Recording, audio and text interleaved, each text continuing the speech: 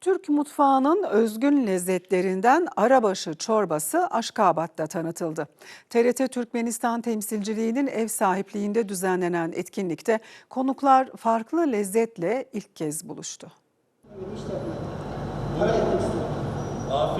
TRT Türkmenistan temsilciliği kültürel diplomasi kapsamında gastronomi etkinliğine ev sahipliği yaptı. Aşkabat'ta düzenlenen programda Türk mutfağının Konya yöresine özgü lezzeti arabaşı çorbası Türkmen konuklara ikram edildi. TRT Türkmenistan temsilciliği olarak genel müdürümüzün talimatları ile kültürel etkileşimi güçlendiren bu tarz etkinliklere önem veriyoruz. Arabaşı çorbası Anadolu'nun köklü miraslarından biri.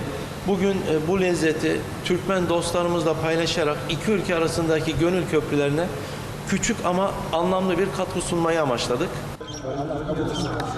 Etkinliğe Türkiye'nin Aşkabat Büyükelçisi Ahmet Demirok, diplomatik misyon temsilcileri ve davetliler katıldı. Programda Türk mutfağının köklü geleneğini yansıtan arabaşı çorbasının hazırlanışı ve sunum kültürü hakkında da bilgiler paylaşıldı. Hamur ve çorbanın birlikte tüketildiği bu özgün lezzet konuklar tarafından çok beğenildi. Türk lezzetlerini tatma fırsatı buldum. Gerçekten çok farklı ve çok lezzetliydi. Çok beğendik. Türkmen ve Türk gelenekleri benzer olsa da bu yemek bizim için değişik bir deneyim oldu. Türk mutfağını gerçekten çok seviyoruz. Allah kabul etsin.